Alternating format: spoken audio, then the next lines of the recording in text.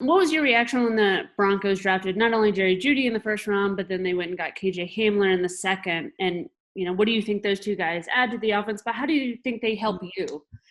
When seeing that, they went and got those two receivers early in the first and second round. I had been hearing that, there's a possibility that we're gonna, if the guys that we wanted were there, the Broncos are gonna take them. And I have been watching a few of the receivers that were coming out, and Jeudy was one of those guys, that was highly talked about, and I had seen some of his play just because of Alabama playing in a lot of the big bowl games. I got to watch him play a little bit, and I liked what I saw, and I got to talk to Coach Z about him a little bit even before the draft. Kind of just giving an eval on what I saw.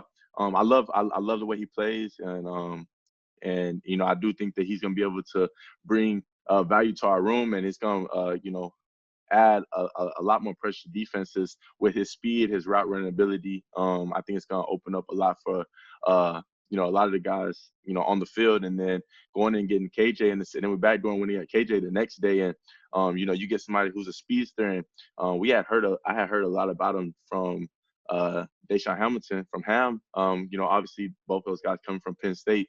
I heard a lot about KJ from him, and, how he was a speedster, he was a baller, he was a playmaker. And, when we went and got him, I had an idea just from him explaining what he knew about him, and seeing his film, and also watching how explosive and how dynamic he is with the ball in his hand.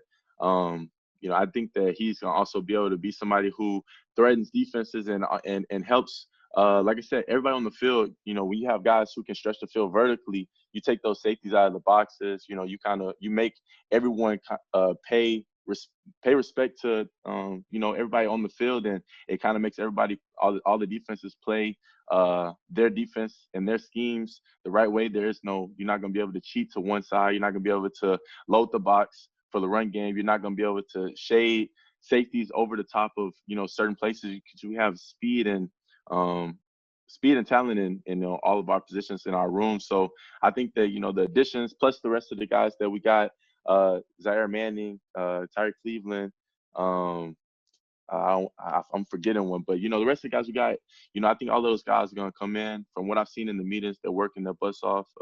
They're ready to come in and work. And, I think that our room is going to be exciting this year.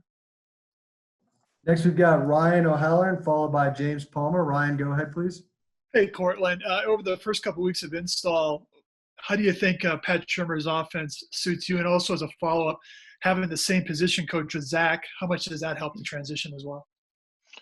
Having Coach Z for going on my third year is one thing that's really nice to have. That one piece of stability, a really big piece of stability in a situation where this is my third offensive coordinator, to be able to have Coach Z be the guy who, we're still hearing the same language in terms of what he expects out of us in our room. We're getting to get that same language. He understands our room because, pretty much he's gotten it to where all of us that are in that room are guys that he's drafted or has, got recommended to be undrafted guys in our room. So to be able to have him for another year is awesome, and it's an underrated blessing for sure. Because like I said, when you're learning a new offense, having some type of stability in that wave change is nice, and especially someone that's in your room who is the teacher of the new offense to us. He breaks down the small details, so to be able to have him in our room is pretty cool to keep him in. The first part of that question, if you can rerun that back. Being with the install at Pat Shurmur for a couple of weeks, do you see yourself being used a little bit differently at all? The thing that I like about Coach Shurmur's offense is, he wants to give us chances to go make plays. He's going to give the receivers chances to make plays, and which is pretty rare. I feel like he sees the game how receivers see the game. We feel like we can impact the game, in so many different ways, and and obviously in the run game, but in the pass game we can, screens, getting able to go down, taking shots down the field. Him giving, Drew the flexibility to be able to, if he sees a mismatch, taking advantage of that, and not saying, oh, we'll come back to that next series or something like that. If he sees a mismatch or something that he could take advantage of, it's something that he could do, and they're giving him the freedom to be able to do that. And I think that's going to be something that's huge for us as an offense growing, because we get into a situation where Drew and everyone else on the offense gets really comfortable with the offense, and we know what we're supposed to do.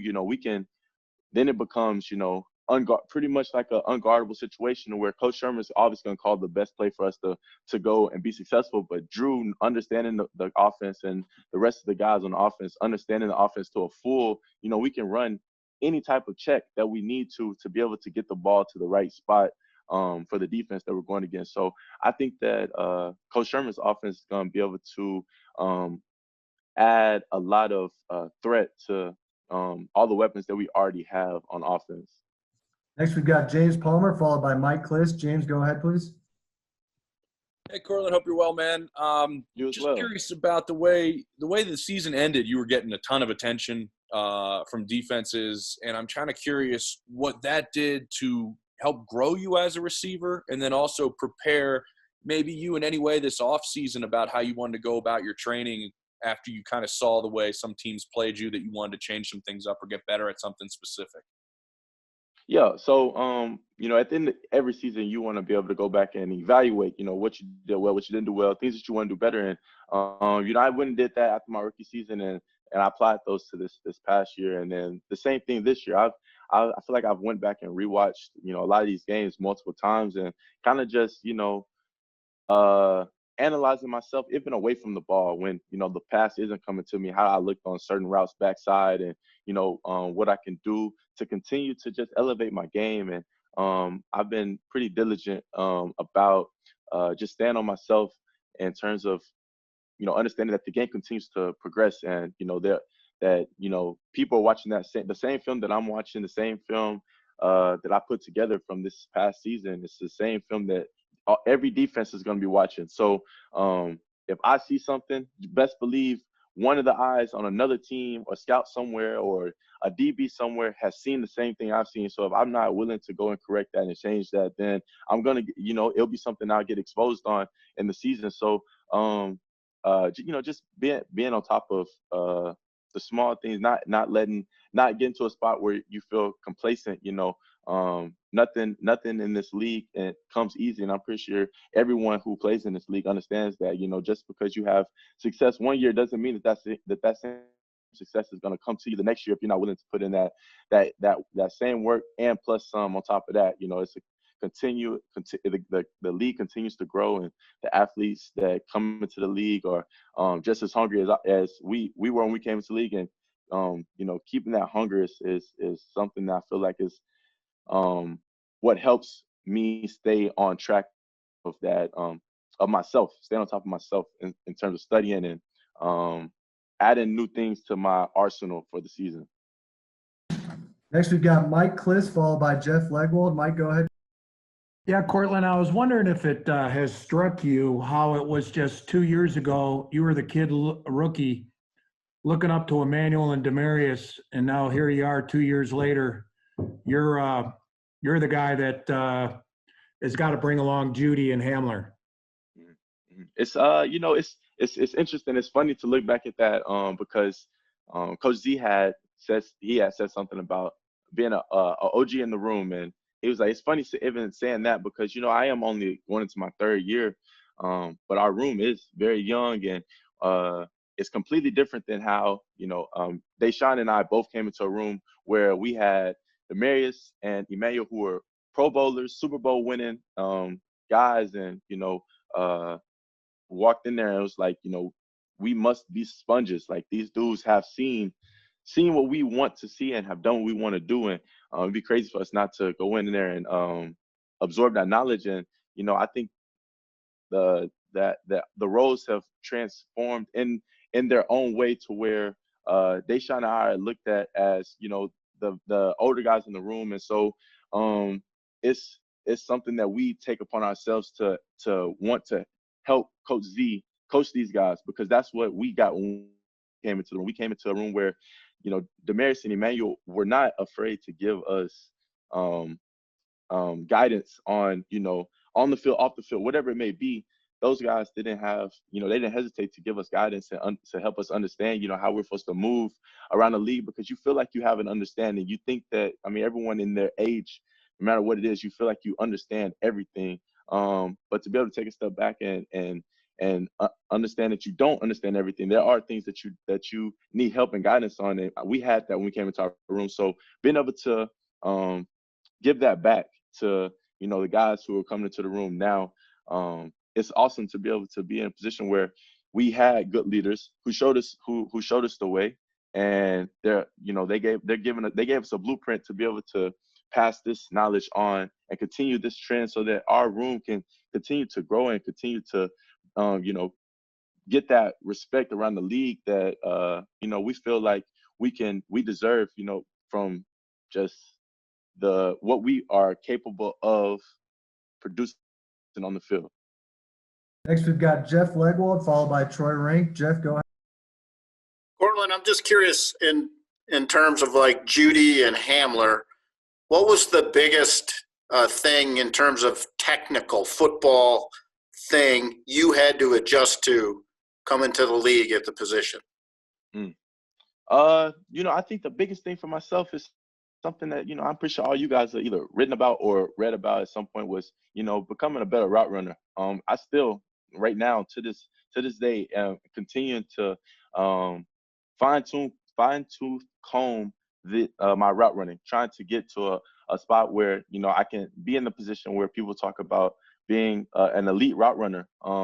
That was one thing that I struggled with coming into the league. I thought that I was a good route runner. I thought that I could run every route on the tree. But, I got here and I realized that, that wasn't the case. And I needed to sit down and be able to watch the film, to listen to Coach Z, Demarius, Emmanuel, listen to those guys and explain and listen to how they explain, what they've come across. Because now that I've been in the league, I've understand that, in a game, there are things that are different than anything that you can coach on a piece of paper. Even when you see it on film, it's there and you understand it. But when you get thrown into the fire, it's a little different. And when you get thrown into the fire, you have those real life experiences. And those are things that I think when you have that knowledge, when somebody's explaining that to you, it would be crazy for us not to listen and not to try to comprehend that, because they've been in the fire. They understand how it is when the bullets are flying. So to be able to hear that from them is huge. And then also to be able to still use the gameplay knowledge that I have, and then plus apply the film study to each other, to continue to fine-tooth comb my route running. I think that's my number one thing that I struggle with coming into the league, and then also continue to harp on myself about is just becoming, an elite route runner. Next, we've got Troy Rink, followed by Andrew Mason. And guys, we've got time for a couple more. So Troy, go. Courtland, hope you're doing well, man. Thanks for joining us today. As well. Hey, and this isn't necessarily your fault based on your performance, but how tired are you guys hearing about being an offense that only scores 17 points a game? And what do you think? Why do you think this is the year it's finally going to change? It is frustrating to, when you hear those things, because the potential is there. We see it every day with all the weapons that we have on our offense. That shouldn't be a concern that you would think that going into a game is us not being able to put up points. But it was, and we have to face the fact that was a situation that had happened and move from that, learn from that and move from that and continue to grow and understand we do have every weapon that we possibly need to be successful in every position offensively. And it's upon us to apply those weapons and use those weapons to the best of their ability so that we can not be in those conversations of, the Broncos were only able to, were ranked this or whatever in points per game. That shouldn't be a conversation. If anything, it should be a conversation of us being in the top of the league in points per game because of the weapons that we have. So I think that Shermer, he knows and understands the weapons that we have, and he's looking forward to being able to go out and use them to the best of his ability. I mean, he can pretty much pick and choose who he wants to give the ball to and where he wants the ball to go because we have that many weapons. So I don't see that, being a problem this season.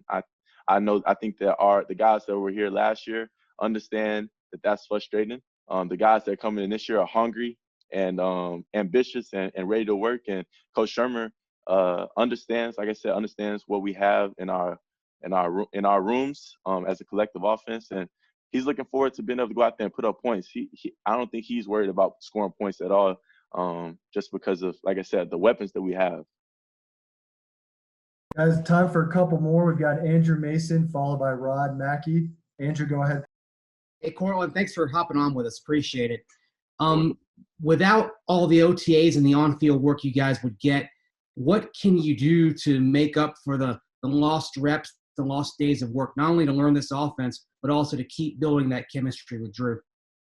It's the biggest thing for us is just taking advantage of these virtual meetings. I think that, these are things that you can't take for granted at all.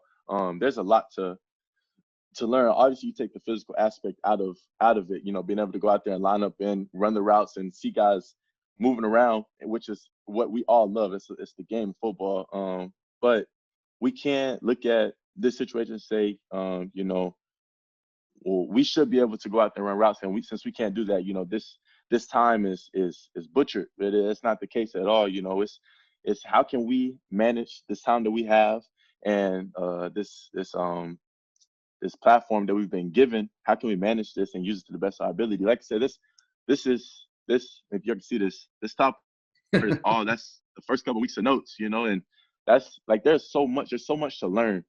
There's so much that you can add to your game versus just being on the that isn't just being on the field.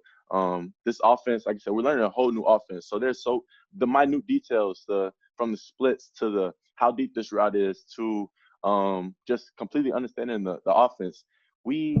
This time is giving us the chance to become students of this offense, to learn this offense the best we can, so that whenever we do get to go on the field, that's one less thing, one big thing that we don't have to worry about. Next, we've got Rod Mackey, and we'll end with Nikki. Rod, go ahead, please. Courtland, good to see you. What you were just talking about there with what you're able to take advantage of with these Zoom meetings, what are you missing, especially the rookies? How far behind will they be now because they're not able to get on the field with you guys and see the difference in speed and all that stuff? It's what you guys would expect that you miss. You miss the huddle calls. You miss being able to hear Drew call out a play in the huddle, us break the huddle, and lining up and running a play. That's something that's so underrated. I think, people see us at games and it looks so smooth, but that's over time of practice before you even get to camp.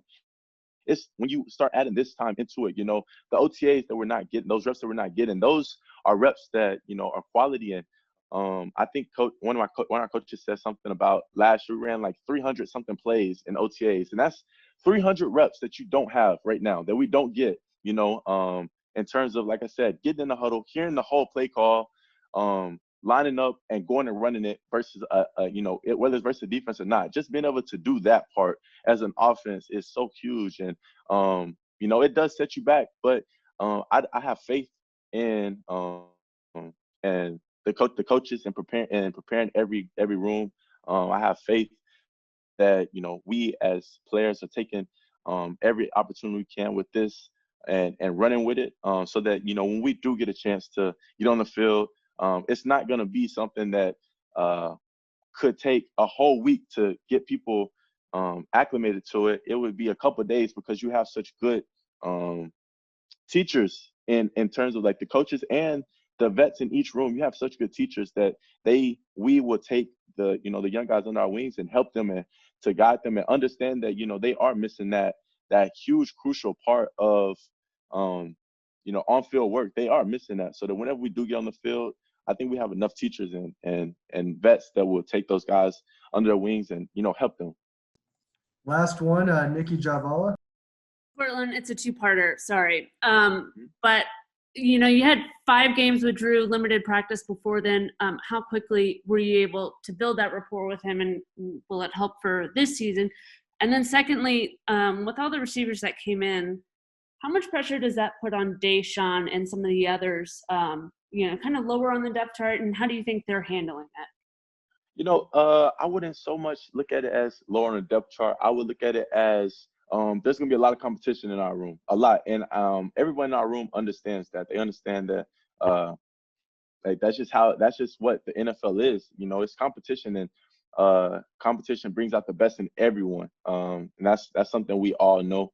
As being athletes, being competitors, it was the same thing as in college. You go to college and they're constantly recruiting guys, constantly bringing guys in to take his spot. And it's a business without the money in the college world. And you bring it to the NFL, it's still a business. You still got every year there's going to be a new group of guys that are coming and trying to take your spot. And what are you doing to, get yourself ready to be able to perform your best, every day, practice, meetings, shoots, and then the games. What are you doing to put yourself in a position to be successful? And I know every dude in that receiver room is studying their butt off to be able to know what they're supposed to do so that they can go out there and prove why they should be on the field. And the first part of the question, with Drew went out there and, he played very well. As you all know, 4-1, the only game he lost was to the Super Bowl winners and in a snow game that,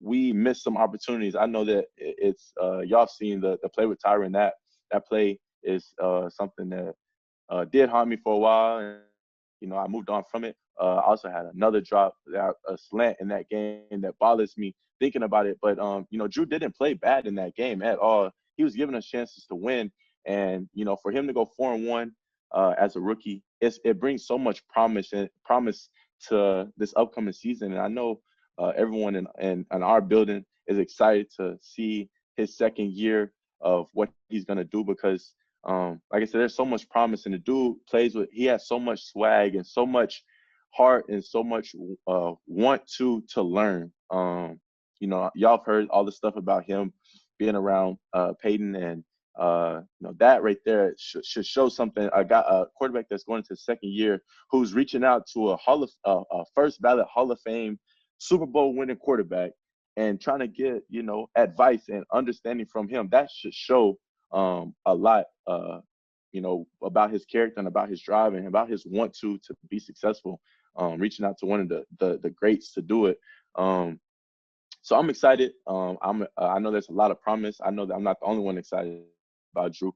I'm pretty sure Drew's excited about being able to go out there and strap him up and be able to go, use these weapons that we have on the offense. So, I'm more so excited than anything when it comes to Drew's promise this upcoming season. Hey, Courtland, thanks a lot for taking the time. We really appreciate it. Stay safe and looking forward to seeing you out in Denver whenever that is, man. So. Of course, man. I appreciate y'all. I hope y'all are blessed, being safe, and I hope y'all and y'all families are doing well.